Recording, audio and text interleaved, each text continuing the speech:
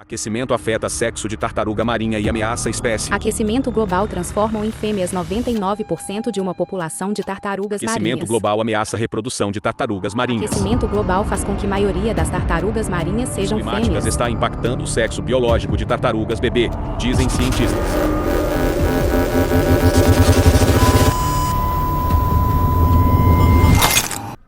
Mas por que a temperatura interfere no sexo das tartarugas marinhas?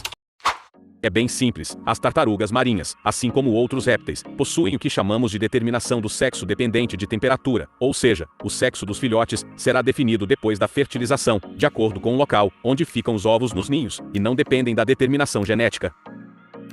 Sendo assim, a temperatura em que os ovos das tartarugas ficarem expostos na areia irá determinar se os filhotes serão machos ou fêmeas. No geral, mas isso pode variar de espécie para espécie, os ovos que ficam em temperatura acima de 31 graus, ou seja, mais superficiais, irão gerar fêmeas, os que ficam abaixo de 27 graus, os do fundo do ninho, irão gerar machos, e os ovos que ficam no meio, entre 27 e 31 graus têm 50% de chance de gerar machos, e 50% de chances de gerar fêmeas, lembrando que isso não é uma regra, e que de espécie para espécie, as temperaturas podem variar. Esse processo ocorre graças a duas enzimas, a aromatase e a 5-alfa-redutase, que são enzimas esteroidogênicas, responsáveis por converter a testosterona em estradiol para iniciar a diferenciação dos ovários ou dihidrotestosterona para iniciar a diferenciação dos testículos.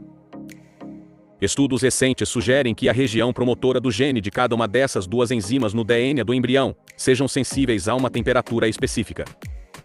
Sendo assim, em temperaturas acima de 31 graus irão ativar a região promotora da enzima aromatase, que irá converter testosterona em estradiol. Já em temperaturas abaixo de 27 graus, a região promotora da 5-alfa-redutase será ativada, e essa enzima irá converter testosterona em dihidrotestosterona. Por fim, o estradiol irá diferenciar o embrião em fêmea, a partir do estímulo ao crescimento de gônadas femininas, e a dihidrotestosterona irá diferenciar o embrião em macho, a partir do estímulo ao crescimento de gônadas masculinas. Além disso, embriões incubados em temperaturas mais altas geralmente nascem antes, e são maiores. Aqueles incubados em temperaturas mais baixas podem ser menores e demorarem mais para eclodir. Esse é um fenômeno um pouco diferente do qual estamos acostumados a ver em mamíferos e aves, por exemplo.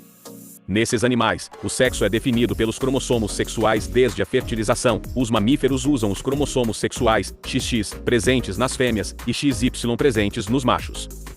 Ou seja, nesses organismos há a determinação genética do sexo, onde o gene SRY, presente no cromossomo Y, ativa o desenvolvimento dos testículos. Se ele não estiver presente, os ovários se formam. Depois que as gônadas, testículos ou ovários se desenvolvem, os hormônios entram em ação para definir as características masculinas ou femininas.